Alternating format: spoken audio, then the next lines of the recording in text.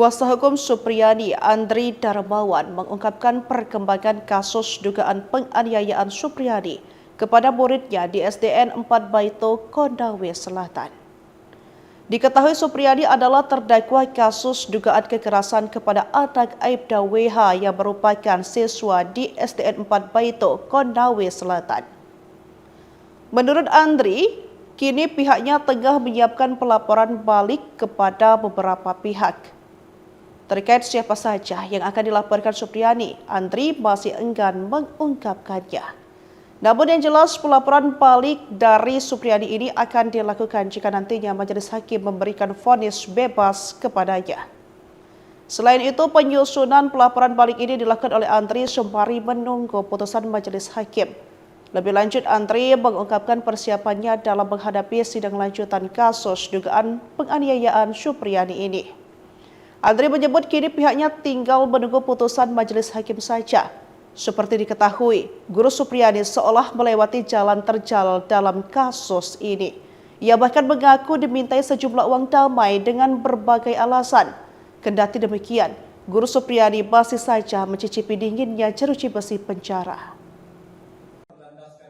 Nota pembelaan yang diajukan kuasa hukum Supriyani ditolak Jaksa Penuntut Umum, JPU, pada sidang pledoi di Pengadilan Negeri Andulo, Kamis, tanggal 14 November tahun 2024. Sebelumnya kuasa hukum guru honorer di SDN Kecamatan Baito Kabupaten Konawe Selatan Provinsi Sulawesi Tenggara, melalui Andri Darmawan mengajukan nota pembelaan terhadap terdakwa Supriyani. Nota pembelaan tersebut berdasarkan tuntutan yang diajukan oleh Jaksa Penuntut Umum yang dinilai ambigu. Andri Darmawan mengajukan pembelaan terdakwa Supriyani harus dibebaskan dari jeratan hukum, karena berdasarkan fakta persidangan tidak terbukti menganiaya muridnya inisial D. Kami tim kuasa hukum memohon kepada majelis hakim yang memeriksa, mengadili dan memutuskan perkara ini, 1. Menerima pembelaan dari kuasa hukum terdakwa Supriyani dan menyatakan terhadap Supriyani tidak terbukti melakukan tindak pidana, kata Andri Darmawan saat membacakan pledoi di Pengadilan Negeri Andulo, Kamis, tanggal 14 November tahun 2024. Namun, pledoi atau nota pembelaan dari kuasa hukum Supriyani ditolak oleh Jaksa Penuntut Umum, JPU. Karena JPU menilai tidak semerta-merta menghapuskan atau meniadakan ataupun perbuatan terdakwa, sebagaimana yang telah dibuktikan di persidangan. Namun demikian, kami sangat menghargai jerih payah saudara tim penasehat hukum dalam membela kliennya untuk mendapat keadilan seadil-adilnya. Akan tetapi, fakta-fakta di persidangan membuktikan bahwa perbuatan terdakwa telah memenuhi semua unsur yang kami dakwakan, namun sebagai alasan sebagaimana telah kami kemukakan sebelumnya dalam tanggapan ini ataupun surat pidana sebelumnya, kata JPU saat membacakan tanggapan penolakannya terhadap pledoi yang diajukan kuasa hukum Supriyani. Sehingga kami menuntut bebas terdakwa dari segala tuntutan hukum, bahwa kami tetap pada pendapat kami sebagaimana telah kami sampaikan dalam tuntutan pidana yang telah kami bacakan pada persidangan tanggal 11 November tahun 2024, ujarnya. Bahwa alasan-alasan yang dikeluarkan oleh terdakwa Supriyani itu dihargai dalam nota pembelaan, sebagaimana yang telah dibacakan pada tanggal 14 November 2024. Menurut hemat kami, tidaklah serta-merta menghapuskan atau meniadakan kesalahan maupun perbuatan terdakwa, sebagaimana yang telah kami buktikan di persidangan. Namun demikian, kami sangat menghargai jerih payah saudara tim penasihat hukum dalam membela kliennya untuk mendapatkan keadilan yang seadil-adilnya. Akan tetapi, ternyata fakta-fakta di persidangan membuktikan bahwa perbuatan terdakwa telah memenuhi semua unsur yang kami dakwakan, namun dengan alasan sebagaimana yang telah kami kemukakan sebelumnya dalam tanggapan ini maupun dalam surat tuntutan pidana, sehingga kami menuntut untuk melepas terdakwa dari segala tuntutan hukum. Bahwa kami tetap pada pendapat kami sebagaimana yang telah kami sampaikan pada tuntutan pidana yang telah kami bacakan pada persidangan hari Senin tanggal 11 November tahun 2024. Demikian tanggapan ini kami bacakan dan disampaikan kepada majelis hakim yang mulia. Semoga kiranya yang majelis hakim yang mulia berkenan mengabulkan tuntutan kami tersebut. Bahwa tim penasihat hukum terdakwa memang sangat jauh berbeda dalam melihat fakta-fakta yang terungkap di persidangan, yang kami menilai penasihat hukum terdakwa adalah subjektif secara berlebihan untuk membela terdakwa. Berdasarkan fakta persidangan yang telah terang benderang pada bagian mana penasihat hukum yang masih belum paham atau justru menurut penuntut umum penasihat hukum pura-pura tidak paham dan cenderung mengabaikan fakta-fakta tersebut, bahwa terkait pembuktian perbuatan terdakwa sebagaimana yang telah kami lakukan selama persidangan dan telah kami tuangkan dalam surat tuntutan pidana terhadap terdakwa, menurut kami telah memenuhi syarat-syarat pembuktian. Ya, sedikit terkait tadi yang dan lepas tadi yang tidak sesuai dengan kita sudah sesuai kok.